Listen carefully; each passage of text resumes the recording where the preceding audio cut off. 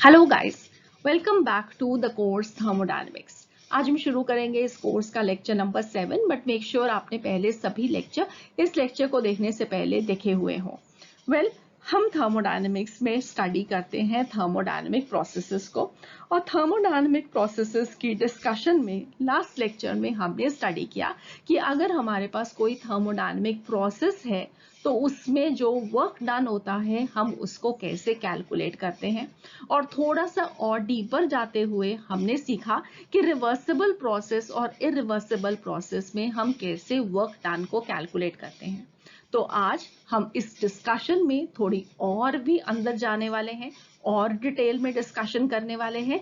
आज हम डिस्कस करेंगे आइसोथर्मल प्रोसेस और कैसे एक आइसोथर्मल प्रोसेस में हम वर्क डन को कैलकुलेट करते हैं।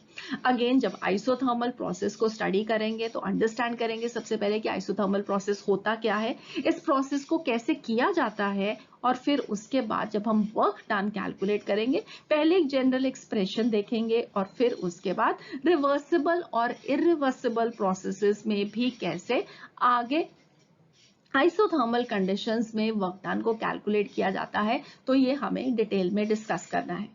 ये लेक्चर को मैं 2 पार्ट्स में डिवाइड करने वाली हूँ। आज के इस लेक्चर में एक बेसिक अंडरस्टैंडिंग के बाद हम डिटेल में जो डिस्कस करेंगे वो है आइसोथर्मल रिवर्सिबल प्रोसेस और आइसोथर्मल इरिवर्सिबल प्रोसेस, और आइसोथर्मल इरिवर्सिबल रिवर्सिबल में क्या डिफरेंस होता है, इसे हम नेक्स्ट लेक्चर में डिस्कस करेंगे।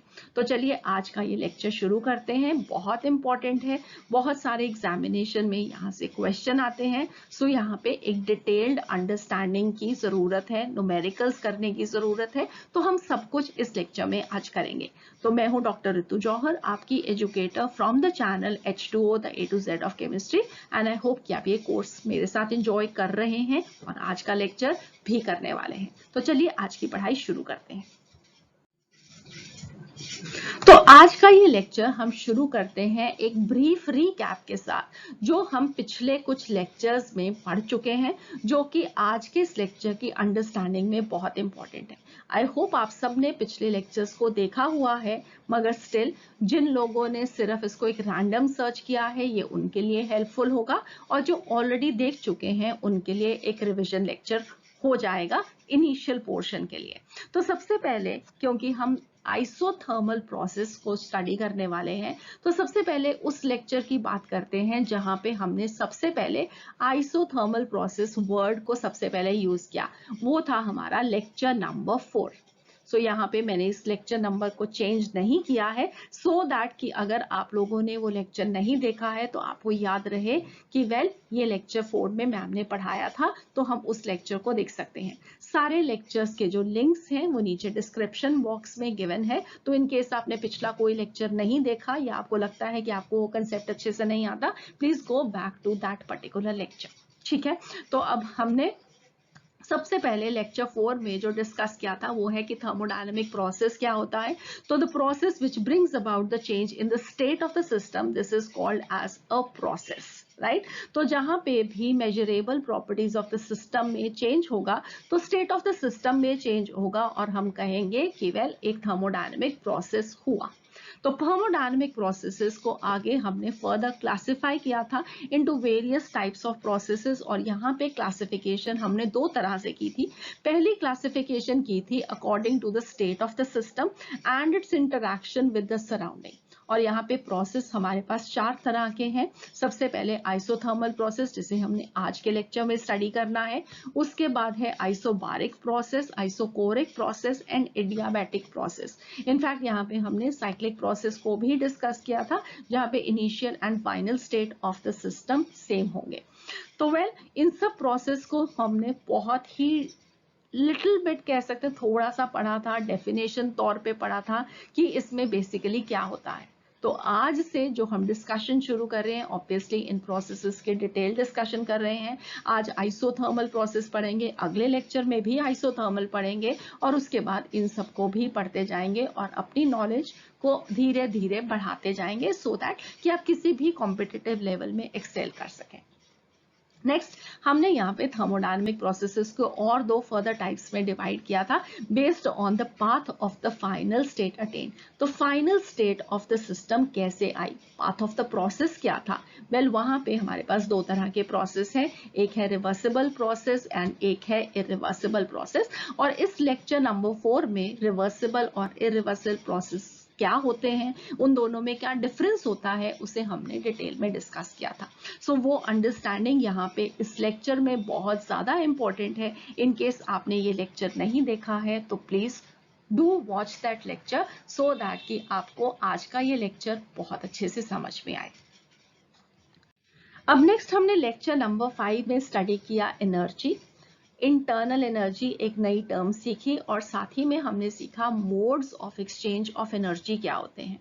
तो यहाँ पे एनर्जी जो हमने सीखा वो ऑलरेडी आप लोग फिजिक्स से जानते थे, तो मैं उसको वापस दोबारा से आज डिस्कस नहीं करूंगी। जो मुझे चाहिए आज के लेक्चर में वो है कि आपको एक अंडरस्टैंडिंग होनी चाहिए कि इंटरनल एनर्जी क्या थी। तो इंटरनल एनर्जी को हम ई या जनरली यू के साथ रिप्रेजेंट करेंगे, क्योंकि IUPAC रिकमेंडेशन के अकॉर्डिंगली इसे यू से ही रिप्रेजेंट करना चाहिए। तो हमारे लेक्चर्स में आपको ये यू से ही रिप्रेजेंटेड मिलेगा। अब इंटरनल एनर्जी क्या होती है? वेल हमने स्टडी किया था कि कोई भी सिस्टम के अंदर जो टोटल एनर्जी स्टोर्ड है उसको हम इंटरनल एनर्जी बोलते हैं। अब वो स्टोर्ड एनर्जी कहाँ से आई? वेल जो भी सिस्टम है उसका कुछ मास है, उसके अंदर कुछ एटम्स, आयंस और मॉलिक्यूल्स हैं। तो उन एटम्स, आयंस, मॉलिक्यूल्स के अंदर वेरियस फॉर्म्स में एनर्जी स्टोर्ड होती है, जैसे कि potential energy, kinetic energy, nuclear energy, chemical energy etcetera. इसको हम सम टोटल अगर सारी एनर्जीज का कर दें तो वेल जो हमारे पास एनर्जी आएगी that will be called as internal energy. जैसे कि अगर हम एटम्स की बात करें तो एटम्स के अंदर इलेक्ट्रॉन्स हैं जो कि मूव कर रहे हैं, तो उनके पास काइनेटिक एनर्जी है। इलेक्ट्रॉन्स न्यूक्लियस में प्रेजेंट प्रोटॉन्स की तरफ अट्रैक्ट होते हैं, that is called as potential energy between the two. फिर उसके बाद एटम्स, आयंस, मॉलिक्यूल्स मूव भी कर रहे हैं। मॉलिक्यूल्स के अंदर, एटम्स के अंदर आपस में एक केमिकल बॉन्ड है, तो that is also one form of energy. तो ये सारी एनर्जीज का जब हम सम टोटल करते हैं तो हमारे पास internal energy of the system आती है। अब हमने ये भी सीखा था उस लेक्चर में कि इंटरनल एनर्जी की एब्सोल्यूट वैल्यू को हम डिटरमिन नहीं कर सकते हैं, क्योंकि हम डिफरेंट टाइप्स ऑफ एनर्जीज जो कि स्टोर्ड हैं उन वैल्यूज को एक्यूरेटली डिटरमिन नहीं कर सकते हैं। इसलिए हम हमेशा जब भी किसी प्रोसेस को डिस्कस करेंगे तो हमारे लिए सिर्फ change in internal energy important होगी। हम सिर्फ चेंज इन इंटरनल एनर्जी को कैलकुलेट करेंगे, जिसे हम डेल्टा यू के साथ सिंबलाइज करेंगे। नेक्स्ट अब हमने सीखा था कि between the system and the surrounding हमारे पास दो modes of exchange of energy है, एक है हीट और दूसरा है वर्क। तो इन दोनों के बारे में एक बेसिक अंडरस्टैंडिंग डेवलप करते हुए हमने बहुत इंपॉर्टेंटली कुछ साइन कन्वेंशन सीखे थे हीट और वर्क से रिलेटेड, कि कैसे उनका रिलेशन है internal energy of the system के साथ। तो हमने वहां पे ये सीखा कि अगर एक सिस्टम है उसके अंदर वो हीट एब्जॉर्ब कर रहा है, सिस्टम हीट एब्जॉर्ब कर रहा है, तो उस हीट को हम सिंबल क्या देंगे? Plus sign. और अगर सिस्टम के ऊपर वर्क डन हो रहा है, सिस्टम के ऊपर कोई काम किया जा रहा है, तो वर्क डन का हम साइन क्या देते हैं? पॉजिटिव। इसका मीनिंग क्या है कि हीट भी सिस्टम के अंदर आ रही है, वर्क भी सिस्टम के अंदर आ रहा है, और जब भी ये दोनों फॉर्म्स ऑफ एनर्जी सिस्टम के अंदर आ रहे हैं तो सिस्टम की एनर्जी इंक्रीज हो रही है।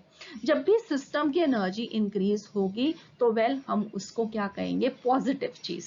ठीक है, तो पॉजिटिव कुछ हो रहा है क्योंकि सिस्टम को कुछ मिल रहा है।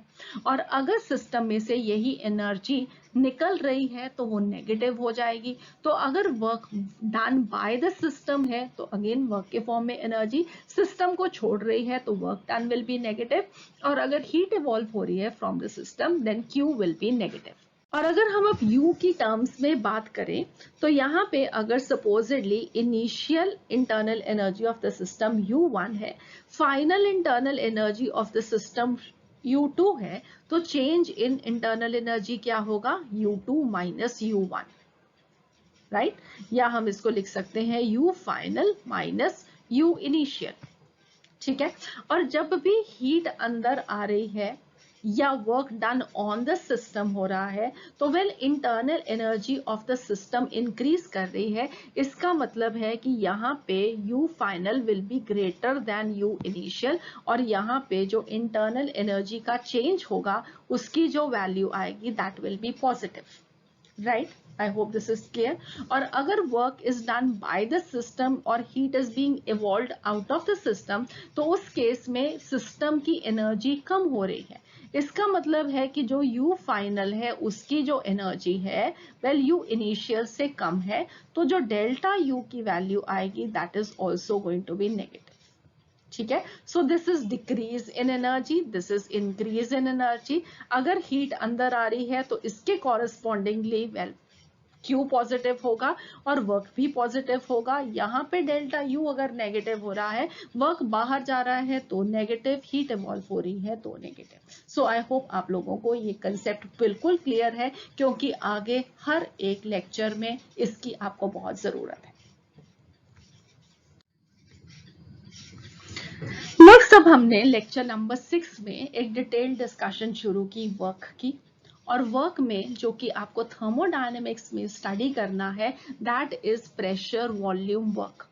कोई भी प्रेशर में चेंज लाने से अगर सिस्टम की वॉल्यूम में चेंज होता है that is called as pressure volume work, और उसे हमें डिटेल में थर्मोडायनेमिक प्रोसेसेस के लिए स्टडी करना है। वेल तो हमने पिछले लेक्चर में कुछ फॉर्मूलाज को अब यूज किया था इस डायग्राम से अंडरस्टैंड करते हुए कि वेल यहाँ पे इनिशियल स्टेट में एक पिस्टन था और बाहर से हमने प्रेशर लगाया, पिस्टन नीचे आया, कंप्रेशन हुआ, तो हमने यहाँ पे कितना वर्क डन किया उसको कैलकुलेट किया। तो सबसे पहले जनरल एक्सप्रेशन हमने ढूंढा फॉर वर्क डन कि अगर volume of the system VI से V फाइनल तक जाती है then total work done on the system W this is going to be equal to P external into dV integrating it from VI to VF and with a negative sign, जो कि sign convention के accordingly हमें सही result देता है। तो ये हमने पिछले लेक्चर में डिराइव किया था, मैं इसको वापस दोबारा से नहीं डिराइव करूंगी। इन केस आपको इसकी अंडरस्टैंडिंग नहीं है तो please do watch lecture number 6। ठीक है, उसके बाद यहां से ही हम आगे फर्दर डिस्कशन में मूव किए और हमने सीखा work done for the reversible process. तो रिवर्सिबल प्रोसेस वो प्रोसेस है जिसे हम किसी भी मोमेंट पे एक इनफाइनाइटली छोटी सी चेंज करके वापस रिवर्स बैक कर सकते हैं। ऐसे प्रोसेस को हम क्या बोलते हैं? Reversible process. तो रिवर्सिबल प्रोसेस वो प्रोसेस होता है जो कि बहुत ही स्लो रेट पे होता है, बहुत सारे स्टेप्स में होता है, हर स्टेप में एक इक्विलिब्रियम एस्टैब्लिश्ड होता है between the system and the surrounding. So this is called as a reversible process. Reversible processes की डिस्कशन हमने लेक्चर नंबर 4 में की थी और लेक्चर नंबर 6 में हमने डिस्कस किया था कि कैसे हम रिवर्सिबल प्रोसेस के लिए वर्क डन ढूंढते हैं। तो वर्क डन की जो वैल्यू आई थी well that was work reversible is going to be equal to P gas into dV integrating it again from VI to V final with a negative sign in front. ठीक है, so again अगर आपको इसकी समझ नहीं है कि हमने इसको कैसे डिराइव किया, you will have to go back to lecture number 6। Next हमने रिवर्सिबल के बाद इरिवर्सिबल प्रोसेस के लिए एक्सप्रेशन को ढूंढा और इरिवर्सिबल प्रोसेस वो प्रोसेस होता है जिसे हम रिवर्स नहीं कर सकते हैं, वो बहुत तेजी से होता है, उसमें बहुत सारे स्टेप्स नहीं होते हैं, ऐसे प्रोसेस को हम इरिवर्सिबल प्रोसेस कहते हैं। और उसके लिए जो वर्क डन का एक्सप्रेशन निकल के आया वेल वो था -P external into delta V is going to be work irreversible. तो ये तीन एक्सप्रेशंस कैसे आई इसकी आपको बहुत अच्छे से अंडरस्टैंडिंग होनी चाहिए, इसे हम पिछले लेक्चर में बहुत डिटेल में डिस्कस कर चुके हैं। सो प्लीज डू वॉच दैट अगर आपने वो नहीं देखा है। तो इस अंडरस्टैंडिंग के साथ हम आज का ये लेक्चर शुरू करते हैं। हम डिस्कस करते हैं सबसे पहले आइसोथर्मल प्रोसेस क्या होता है। तो आइसो स्टैंड करता है सेम के लिए, थर्मल स्टैंड करता है हीट के लिए हीट से टेम्परेचर के साथ रिलेटेड है, तो इसका मतलब है सेम टेम्परेचर वाला process. The temperature of the system remains constant during various operations and no net change in temperature takes place in the process, that is dt is going to be equal to 0. dt equal to 0 का meaning no net change in the process. आप ये कह सकते हो कि अगर आप यहां से प्रोसेस शुरू कर रहे हैं, राइट, तो ये पॉइंट 1 है जहां से आपने प्रोसेस को शुरू किया. यहाँ पे अगर टेम्परेचर 300 केल्विन है और आप फाइनल स्टेट पे यहाँ पे सेकेंड नंबर पे पहुंचे, तो यहाँ पे भी टेम्परेचर कितना होगा, 300 केल्विन. सो फाइनल में से टी फाइनल में से अगर आप टी इनिशियल को माइनस करोगे तो 300 में से 300 को माइनस किया तो the change in going to be 0 kelvin. तो that is what we mean no net change in temperature. मगर यहाँ पे इंपॉर्टेंटली आपको याद ये रखना है कि नेट चेंज इन टेम्परेचर 0 है, सिर्फ यही इंपॉर्टेंट नहीं है. Through out the process temperature should remain constant. हम ऐसे नहीं कर सकते हैं कि पहले हमने टेम्परेचर को 300 केल्विन से 350 केल्विन पे इंक्रीज किया और फिर 350 से खत्म करते करते वापस 300 पे ले गए. इस केस में भी, इस प्रोसेस में भी इनिशियल और फाइनल स्टेट के बीच में टेम्परेचर चेंज 0 होगा. मगर यहाँ पे टेम्परेचर प्रोसेस के अंदर कांस्टेंट नहीं रहा, वेरी होता गया, कभी बढ़ गया और कभी कम हो गया. ऐसे प्रोसेस को हम आइसोथर्मल प्रोसेस नहीं बोलते हैं. आइसोथर्मल प्रोसेस में अगर 300 पे शुरू किया तो थ्रू आउट द प्रोसेस वो टेम्परेचर 300 ही रहना चाहिए. ठीक है, so I hope this is clear. अब इसके बाद हम यहाँ पे ये अंडरस्टैंड करते हैं कि हम एक आइसोथर्मल कंडीशंस एक प्रोसेस में कैसे मेंटेन कर सकते हैं. ठीक है, ये अंडरस्टैंडिंग इंपॉर्टेंट है सो दैट कि आप किसी भी प्रोसेस को विजुअलाइज कर सके, देख सको, इमेजिन कर सको कि हाँ ये प्रोसेस में ऐसे हुआ, और फिर उसके बाद उन चीजों को याद रखना आसान हो जाएगा. तो हमने जब लेक्चर नंबर 4 में रिवर्सिबल और इरिवर्सिबल प्रोसेसेस को स्टडी किया था, तो अब यहाँ पे हमने इस डायग्राम को देखा था. डायग्राम में हमने क्या अंडरस्टैंड किया था, हमने ये अंडरस्टैंड किया था कि हमारे पास ये एक वेसल है. इस वेसल के अंदर हमने गैस लिया है. यहाँ पे वेसल में एक पिस्टन फिटेड है जो कि एक फ्रिक्शनलेस पिस्टन है. खुद इसकी मूवमेंट में कोई भी एनर्जी स्प्रेड नहीं होगी और इस पिस्टन के ऊपर अब हमने कुछ सैंड डाली हुई है. ठीक है, अब सैंड डालने के बाद अब ये पिस्टन मूव नहीं कर रहा है. इसका मतलब ये है कि जो अंदर का गैस की वजह से प्रेशर है that is equal to the pressure outside. और प्रेशर आउटसाइड कहां से आएगा, एक तो एटमॉस्फेरिक प्रेशर इसको पिस्टन को नीचे पुश कर रहा है, और एक ये जो सैंड है ये भी पिस्टन को नीचे पुश कर रही है. तो दोनों की वजह से जो प्रेशर है that is going to be equal to the pressure of the gas, इसलिए ये पिस्टन मूव नहीं कर रहा. सो पिस्टन कैसे इक्विलिब्रियम में होगा, when P gas will be equal to P atmosphere plus mg upon A. m क्या है, ये जो सैंड का मास है उसको हमने एक्सेलरेशन ड्यू टू ग्रेविटी से मल्टीप्लाई किया, तो मास इनटू एक्सेलरेशन बना फोर्स. फोर्स को area of cross section of the piston से डिवाइड किया, तो ये बन गया pressure being exerted by this sand mass.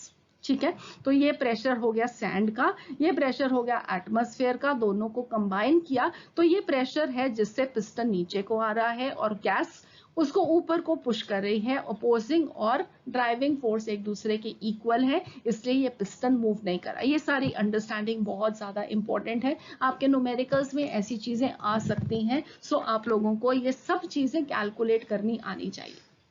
ठीक है, तो अब ये यहाँ पे इस तरीके का हमारे पास सेटअप है.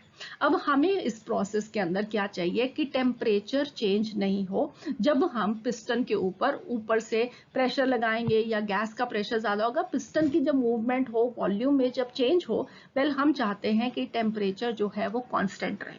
तो उसके लिए अब हम क्या करें, हम क्या करेंगे, इस जो वेसल है वी विल मेक श्योर कि इसकी जो वॉल्स हैं सबसे पहले वो कंडक्टिंग वॉल्स हैं. कंडक्टिंग वॉल्स का मीनिंग क्या है, कि हीट एनर्जी अंदर जा सकती है, हीट एनर्जी वापस सिस्टम में से सराउंडिंग में जा सकती है. ऐसी वॉल को हम कंडक्टिंग वॉल बोलते हैं, जिसे हमने लेक्चर नंबर 1 में सीखा था. राइट, अब इस एक्सपेरिमेंटल सेटअप को हमने कहाँ पे डाला, एक water bath at a constant temperature. इस वाटर बाथ हमने लिया है जिसे हमने एक ऐसे टेम्परेचर पे मेंटेन करना है सो दैट कि सिस्टम और वाटर बाथ का टेम्परेचर सेम हो, ठीक है। और वाटर बाथ के टेम्परेचर को हम कैसे मेंटेन कर सकते हैं, हम इसके अंदर एक थर्मोमीटर डाल सकते हैं। अगर इसका टेम्परेचर कम हो रहा होगा तो वेल हम इसको हीट कर सकते हैं पानी को, और अगर इसका टेम्परेचर ज्यादा हो रहा होगा तो वेल हम इसको कूल भी कर सकते हैं, ठीक है। तो इस तरीके से हम इस वाटर बाथ को कांस्टेंट टेम्परेचर पे मेंटेन कर सकते हैं, ठीक है। अब हम क्या करेंगे, वेल हम इस पे अगर सपोजिटली एक सैंड को यहां से हमने बाहर निकाला, ठीक है। तो थोड़े से हमने सैंड को बाहर निकाल दिया, थोड़ा थोड़ा करके निकालोगे तो रिवर्सिबल प्रोसेस होगा, एकदम से निकाल दोगे तो इरिवर्सिबल प्रोसेस होगा, but that we will be talking step by step. मगर एटलीस्ट आप ये अंडरस्टैंड कर सकते हो कि अगर मैं यहाँ से सैंड को निकालूंगी तो बाहर का प्रेशर कम हो जाएगा, गैस का प्रेशर ज्यादा हो जाएगा, और ये गैस जो है वेल पिस्टन को ऊपर को पुश करेगी, ठीक है। इसका मतलब क्या है, P gas is greater than P external, और ये जो पिस्टन है वो ऊपर को जाएगा। तो इसका मतलब क्या है कि वेल जो वॉल्यूम गैस पहले ऑक्यूपाई कर रहा है उससे ज्यादा ऑक्यूपाई करेगा, तो यहाँ पे एक्सपेंशन होगी। अगर हम यहाँ पे थोड़ी सी सैंड और डाल दें तो वेल बाहर का प्रेशर ज्यादा हो जाएगा गैस से, तो पिस्टन नीचे को आएगा, वॉल्यूम जो गैस ऑक्यूपाई करेगी वो कम हो जाएगी। उस केस में क्या होगा, कंप्रेशन होगा। अगेन एक्सपेंशन में क्या होता है, कंप्रेशन में क्या होता है, उसे भी हम आज इस लेक्चर में डिटेल में डिस्कस करने वाले हैं। हम सब कुछ अच्छे से डिस्कस करेंगे, मगर अभी हम क्या अंडरस्टैंड कर रहे हैं कि हम टेम्परेचर को कांस्टेंट कैसे रखें।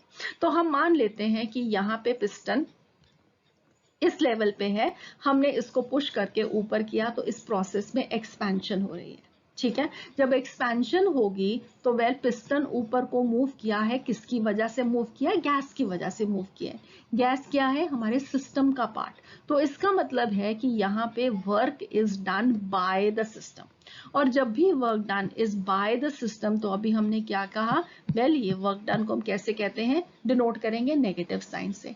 इसका मतलब क्या है कि वेल सिस्टम की जो एनर्जी है वो कम हो रही है, राइट। तो सिस्टम की जब भी एनर्जी कम होगी वेल उसको वो जो है सिस्टम का एनर्जी निकल जाने से उस सिस्टम पे एक कूलिंग इफेक्ट होगा, ठीक है। तो चाहे वो वर्क के फॉर्म में एनर्जी बाहर निकले, चाहे वो हीट की फॉर्म में एनर्जी बाहर निकले, वेल सिस्टम पे एक कूलिंग इफेक्ट होगा। ये बिल्कुल वैसे ही है जैसे कि गर्मी बहुत होती है तो हम स्वेट करते हैं सो दैट कि हम अपने बॉडी के टेम्परेचर को मेंटेन कर सकें। तो हमारे बॉडी में से हीट एनर्जी बाहर निकलती है और वो स्वेट जो होता है इवेपोरेट करता है, that causes a cooling effect. तो हीट एनर्जी बाहर निकले या वर्क के फॉर्म में एनर्जी बाहर निकले फ्रॉम द सिस्टम, वो कूलिंग इफेक्ट करेगा। कूलिंग इफेक्ट का मीनिंग क्या हुआ, वेल जो भी सिस्टम का टेम्परेचर था वेल वो डिक्रीज करेगा, ठीक है। मगर हम क्या चाहते हैं, हम तो चाहते हैं कि टेम्परेचर में कोई चेंज आए नहीं। तो हमें क्या करना पड़ेगा, वेल यहाँ पे इसकी जो कंडक्टिंग वॉल्स हैं वो हमारा हेल्प करेंगी। तो जब टेम्परेचर डिक्रीज करेगा इस वाटर बाथ में से हीट एनर्जी अंदर को ट्रैवल करेगी, और अगेन इसका जो टेम्परेचर है वो उतना ही हो जाएगा। ये साइमल्टेनियसली हो रहा है इसलिए चेंज इन टेम्परेचर नहीं होगा। इसका मतलब इस तरीके से हम आइसोथर्मल कंडीशंस को मेंटेन कर सकते हैं, ठीक है। आई होप अंडरस्टैंड कर रहे हो। अगर आप work done on the system होगा तो वर्क पॉजिटिव हो जाएगा और उतनी ही अमाउंट ऑफ हीट एनर्जी बाहर निकल जाएगी। इसका मतलब है इस प्रोसेस के अंदर पहली चीज टेम्परेचर चेंज नहीं होगा, डेल्टा टी जीरो होगा।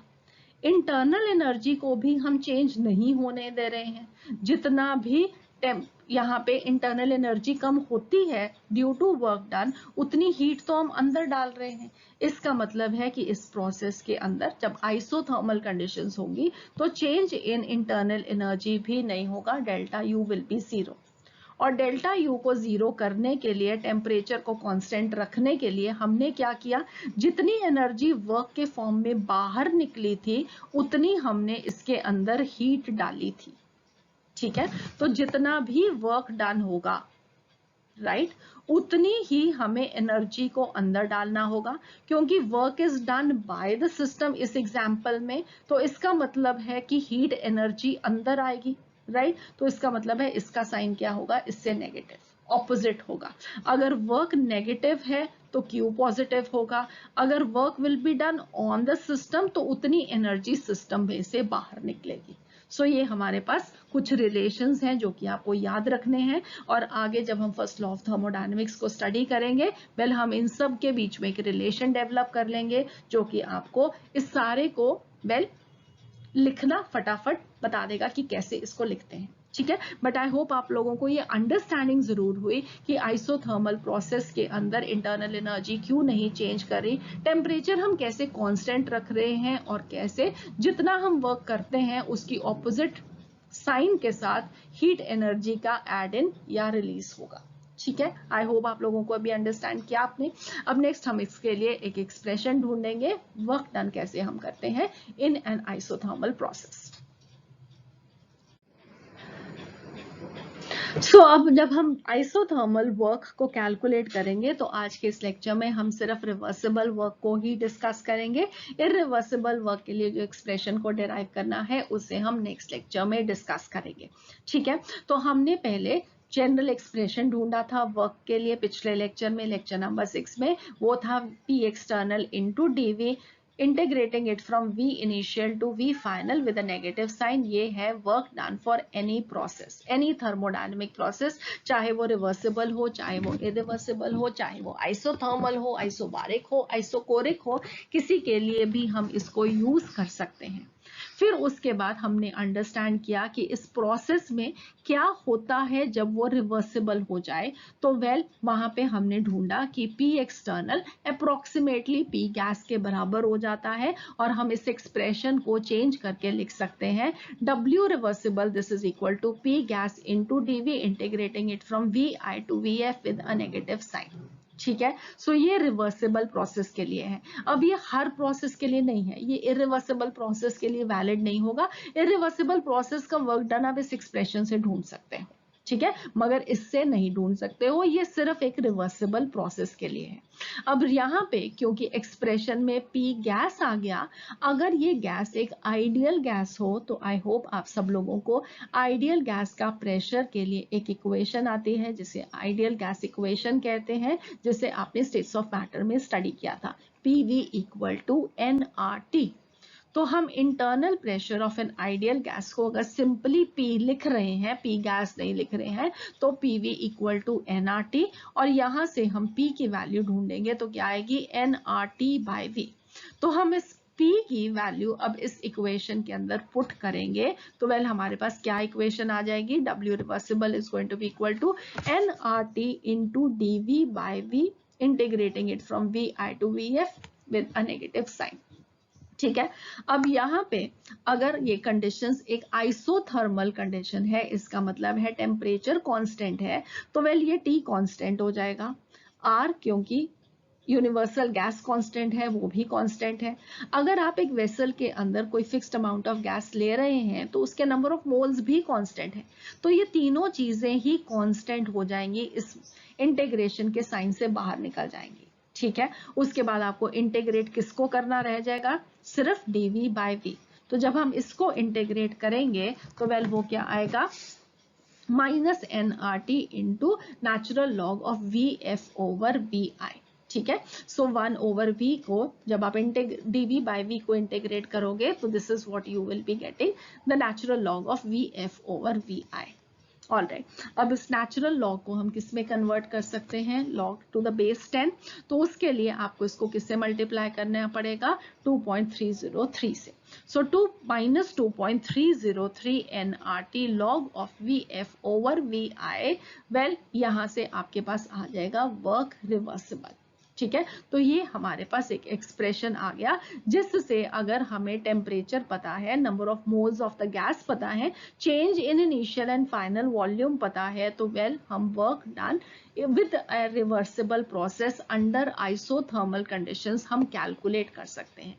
नेक्स्ट, क्योंकि अब आइसोथर्मल कंडीशंस है और आपने बॉयल्स लॉ को स्टडी किया है, वहां पे आपने स्टडी किया है कि P1 V1 equal to P2 V2, right, या मैं इसको लिख सकती हूँ P initial V initial equal to P final V final. अब यहाँ पे हमें क्या दिया हुआ है, V final over V initial. अगर मैं यहाँ पे V final over V initial लिख दूं तो वेल इधर क्या आएगा, P initial over P final.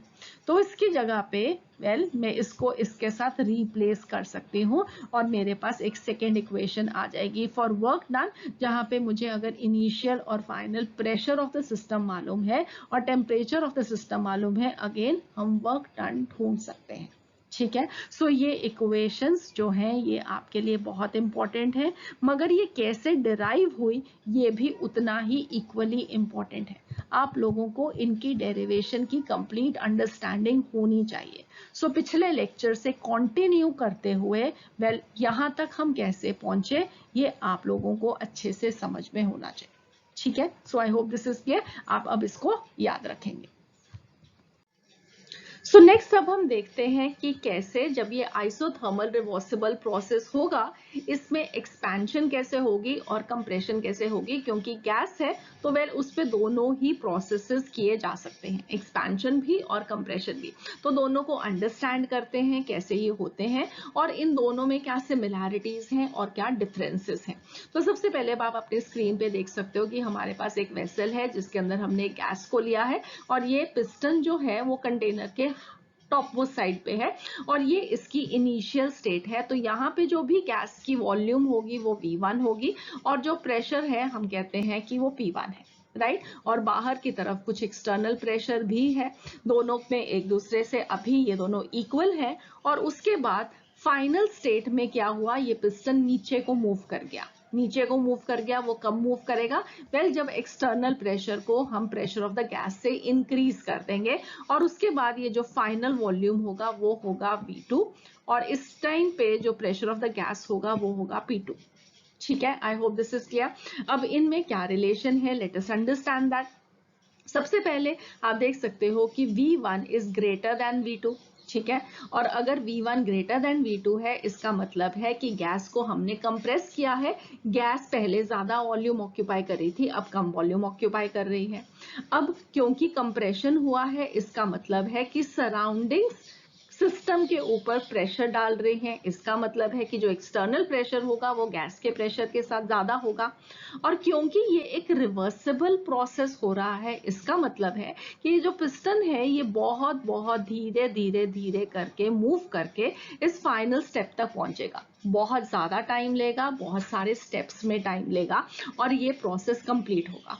और हर एक स्टेट पे क्योंकि एक इक्विलिब्रियम एस्टैब्लिश हो रहा है तो वेल यहाँ पे कभी भी जब ये पिस्टन नीचे को जा रहा है external pressure of the gas से ज्यादा होगा, बट एक बहुत छोटे अमाउंट से। हम उसको लिख लेते हैं DP, कि बहुत थोड़ा सा डिफरेंस है between the external pressure and the pressure of the gas, इसीलिए ये पिस्टन बहुत धीरे धीरे से मूव कर रहा है। ठीक है, और क्योंकि ये DP जो डिफरेंस इन प्रेशर है वो बहुत ज्यादा कम है तो हम कह सकते हैं कि P external is equal to P gas. Alright, अब क्योंकि ये एक आइसोथर्मल रिवर्सिबल एक्सपेंशन हो रहा है तो हमने जो ऑलरेडी एक्सप्रेशन ढूंढा है वेल आपके लिए जो वर्क डन होगा ऑब्वियसली उसी एक्सप्रेशन के अकॉर्डिंगली होगा। So that is going to be P gas into DV from V1 to V2 integrating it and with a negative sign. और क्योंकि आइसोथर्मल है तो आप यहाँ पे P गैस की जगह पे nRT/V, और जो कि अभी हमने सारे रिलेशंस को डिराइव किया उस तरीके से आप वर्क को ढूंढ सकते हैं, राइट।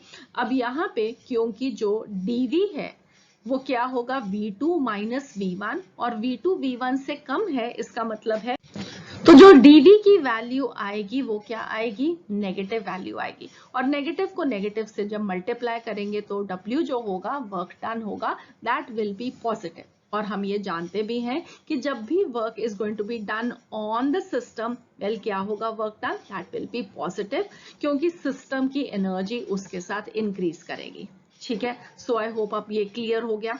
अब नेक्स्ट आप नीचे क्या देख सकते हो, एक PV diagram for the process.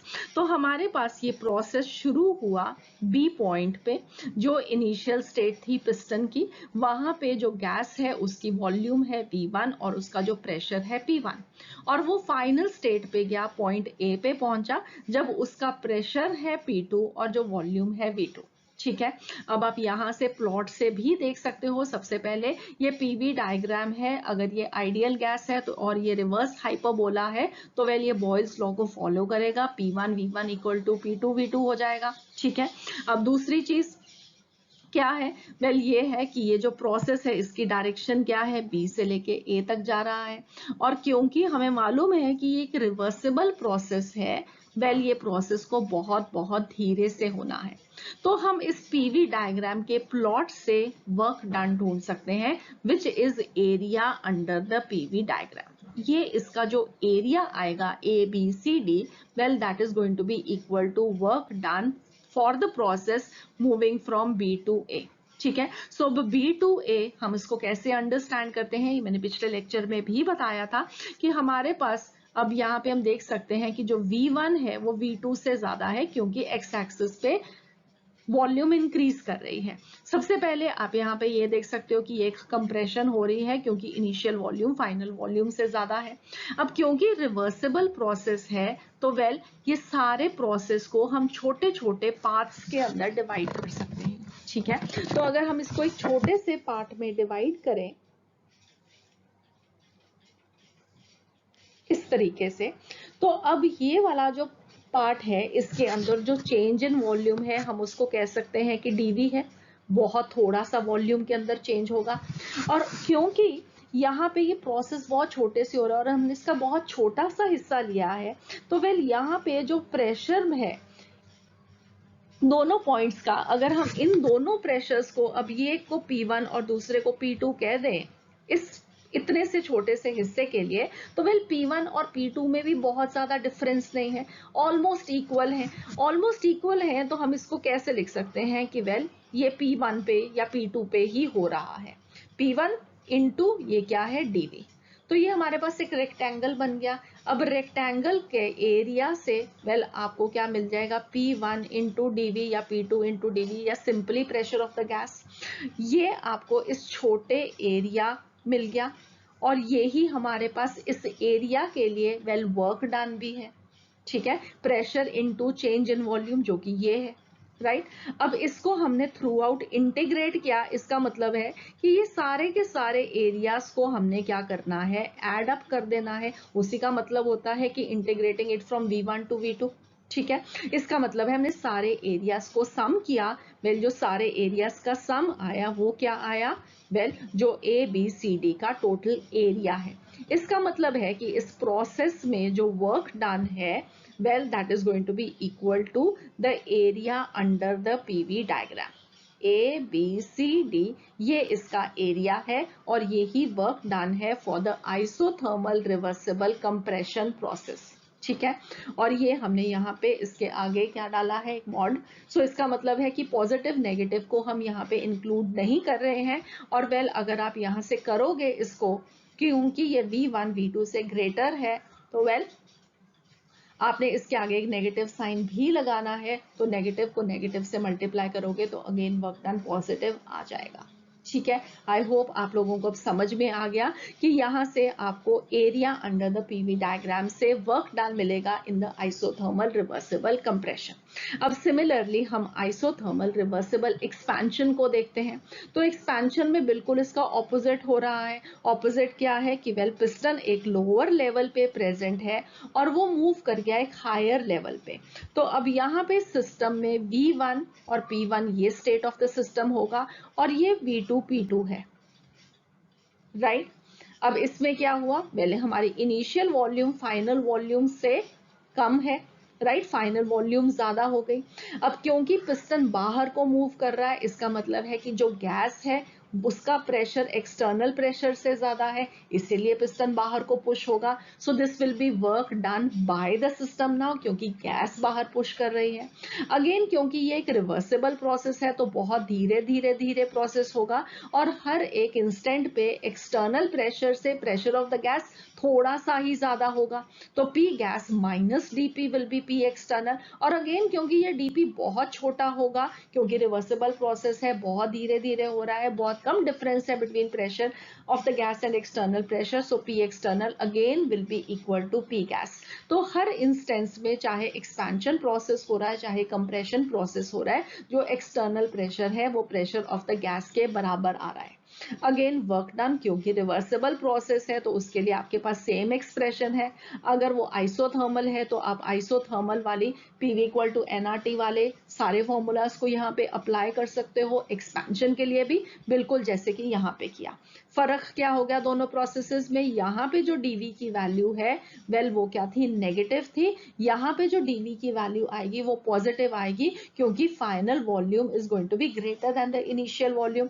और पॉजिटिव को जब हम नेगेटिव से मल्टीप्लाई करेंगे तो वर्क डन नेगेटिव आएगा। और हम ये जानते भी हैं कि जब work is going to be done by the system, work का जो साइन आएगा वो नेगेटिव आएगा, क्योंकि सिस्टम की एनर्जी डिक्रीज हो रही है।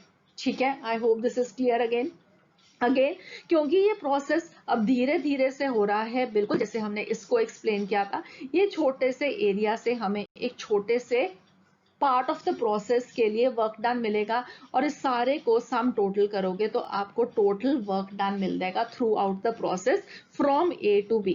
इसका मतलब है कि अगर एक्सपेंशन भी करेंगे तो वेल जो एरिया है ABCD वो ही वर्क डन होगा। अगेन डिफरेंस क्या होगा एक्सपेंशन और कंप्रेशन में, यहाँ पे वर्क डन जो आएगा वो नेगेटिव साइन आएगा, यहाँ पे पॉजिटिव आएगा। अगर ये P1 V1 P2 V2 जो वैल्यूज हैं दोनों सिस्टम्स के लिए सेम है, राइट। अगर आपने यहां से शुरू किया एक P1 V1 से और यहाँ पे पहुंचे P2 V2 पे, और अगर यही वैल्यूज हमारी ये जो P2 V2 है वो ये वैल्यूज हो और ये वाली वैल्यूज हो, तो वेल इसका मतलब है कि हम सेम सिस्टम को यहाँ पे उतना ही कंप्रेस कर रहे हैं और यहाँ पे उतना ही एक्सपैंड कर रहे हैं। इसका मतलब है कि उन दोनों केसेस में well A to B process या B टू A प्रोसेस हो रहा है, एरिया की वैल्यू सेम आएगी, only with the sign difference. अगर यहाँ पे वर्क डन x जूल्स आ रहा है, यहाँ पे नेगेटिव साइन होगा, और यहाँ पे वो वैल्यू उतनी ही पॉजिटिव साइन होगी अगर इनिशियल और final states of the system same है। ठीक है, सो आई होप आप लोगों को याद रहेगा कि जो work in reversible isothermal expansion है, this is going to be equal to work reversible isothermal compression, only that this is going to be with the negative sign. ठीक है, ये प्लीज बहुत इंपॉर्टेंट है, ये आपको याद रहना चाहिए। सो ये एक बेसिक अंडरस्टैंडिंग है दोनों प्रोसेसेस की। अब हम यहाँ पे कुछ क्वेश्चंस करते हैं सो दैट कि हम उन फॉर्मूलाज को देख सकें कैसे अप्लाई करते हैं, और फिर नेक्स्ट लेक्चर में हम मूव करेंगे on to isothermal irreversible expansion and compression processes. So जो सबसे पहला क्वेश्चन है वो है calculate WQ delta U when 0.75 mole of an ideal gas expands isothermally and reversibly at 27 degrees Celsius from a volume of 15 liters to 25 liters। तो क्या process हो रहा है? वेल हमारे पास एक आइडियल गैस है जो कि एक्सपैंड कर रही है आइसोथर्मली और रिवर्सिबली। आइसोथर्मल रिवर्सिबल एक्सपेंशन, तो उसके जो फॉर्मूलाज आपने याद किए हैं वेल वो आपको मालूम होने चाहिए है। तो इसका मतलब है कि वेल कौन सा फॉर्मूला आपको चाहिए है, work is going to be equal to -2.303 nRT log of VF over VI। तो यहाँ पे V फाइनल कितना है 25 लीटर्स, V इनिशियल कितना है 15 लीटर्स, N की value number of moles 0.75 moles given है। ठीक है, टेम्परेचर 27 डिग्री सेल्सियस, तो इसमें 273 ऐड करोगे तो आपके पास आ जाएगा 300 केल्विन, और R की value that is going to be 8.314 joules per Kelvin per mole। ठीक है, सो आई होप ये क्लियर है कि आप इन वैल्यूज को कैसे पुट करके अब यहाँ से वर्क डन ढूंढ सकते हो। तो जो वर्क डन की वैल्यू आएगी well that is going to be equal to -955.5 joules. Next अब यहाँ से आपको Q और डेल्टा U की वैल्यूज के ढूंढनी है। तो ये आपको वैसे एक्चुअली में फर्स्ट लॉ ऑफ थर्मोडायनेमिक्स बताता है कि कैसे WU डेल्टा यू और क्यू रिलेटेड हैं एक दूसरे से, बट मैंने आपको इस प्रोसेस को बताते हुए समझाया था कि वेल इस प्रोसेस के लिए क्यू और डेल्टा यू क्या होंगे। सबसे पहले क्योंकि एक आइसोथर्मल प्रोसेस है, चेंज इन टेम्परेचर नहीं हो रहा, चेंज इन टेम्परेचर जब नहीं हो रहा था तो मैंने आपको ये बताया था कि जो डेल्टा यू है, change in energy of the system, वो कांस्टेंट रहेगा। इसका मतलब है कि जो डेल्टा यू की वैल्यू आएगी that will be equal to 0। और क्योंकि जितना भी वर्क डन हो रहा है बाय द सिस्टम, यहाँ पे वैल्यू नेगेटिव आई है, तो यहाँ पे आपको मालूम लग रहा है कि ये वैल्यू नेगेटिव आई है तो एक्सपेंशन हो रही है, work is going to be done by the system. तो जितना भी work done by the system है, जितना भी सिस्टम एनर्जी को लूज कर रहा है, वेल क्योंकि डेल्टा यू 0 है, उतना ही सिस्टम को एनर्जी को गेन करना है in the form of heat. ठीक है, तो जो भी वर्क डन की वैल्यू आई उसको माइनस करोगे, मतलब multiply this with a negative sign, so that you get the value of Q. So Q is going to be equal to minus W and this will be equal to 955.5 joules. ठीक है, बाकी ये जब आप first law of thermodynamics को understand करोगे, ये आपकी अंडरस्टैंडिंग और अच्छे से हो जाएगी। मगर आइसोथर्मल रिवर्सिबल प्रोसेस के लिए डेल्टा यू की वैल्यू हमेशा 0 रहेगी, change in energy of the system नहीं होगा, टेम्परेचर कांस्टेंट रहेगा, और जितना भी work done by the system है उतना ही सिस्टम को एनर्जी लेनी है in the form of heat, या अगर work done on the system है तो उतनी ही एनर्जी बाहर निकल जाएगी इन द फॉर्म ऑफ हीट। तो बाकी के क्वेश्चन देखते हैं, उससे आपको और अच्छी अंडरस्टैंडिंग होगी। So the next question है, we have 2 moles of an ideal gas initially at 27 degrees Celsius and 1 atmospheric pressure. They are compressed isothermally and reversibly till the final pressure of the gas is 10 atmosphere. Calculate W, Q and delta U for the process. ठीक है, तो अब हमारे पास यहाँ पे क्या given है, 2 moles gas के हैं, टेम्परेचर गिवन है, प्रेशर इनिशियल भी गिवन है, फाइनल भी गिवन है, और प्रोसेस जो हो रहा है that is isothermal reversible compression. तो अब यहाँ पे फॉर्मूला क्या लगाएंगे, सेम अगेन वर्क डन का फॉर्मूला आइसोथर्मल रिवर्सिबल प्रोसेस के लिए सेम रहेगा, चाहे एक्सपेंशन हो चाहे कंप्रेशन हो, और वो फॉर्मूला क्या था, -2.303 nRT log VF over VI। मगर यहाँ पे हमें वॉल्यूम नहीं गिवन है, हमें क्या गिवन है, इनिशियल और फाइनल प्रेशर। तो हमने P1 V1 equal to P2 V2 से नेक्स्ट फॉर्मूला ढूंढा था, तो वो फॉर्मूला क्या था, log of PI over PF। तो अब इसमें आप सारी वैल्यूज आप पुट करोगे तो वेल उसके बाद जो आपके पास वर्क डन आएगा that will be equal to 11,488 joules. ठीक है, और अब यहाँ पे आप देख सकते हो कि यहाँ पे जो वैल्यू आई है पॉजिटिव वैल्यू आई, जो कि एग्री करता है कि गैस की कंप्रेशन हो रही है, work is done on the system, और work done on the system में जो वर्क का साइन है वो पॉजिटिव आना चाहिए। ठीक है, अगेन हमें डेल्टा यू ढूंढना है, तो आइसोथर्मल प्रोसेस हो रहा है तो डेल्टा यू की वैल्यू क्या आएगी, 0। There will be no change in energy of the system. और क्यों, क्योंकि ये work done on the system है, सिस्टम इतनी एनर्जी गेन कर रहा है तो वो ही एनर्जी वो लूज करेगा इन the form of heat. So again Q will be equal to minus W, this will be equal to minus 11,488 joules. ठीक है, I hope this is clear. Good.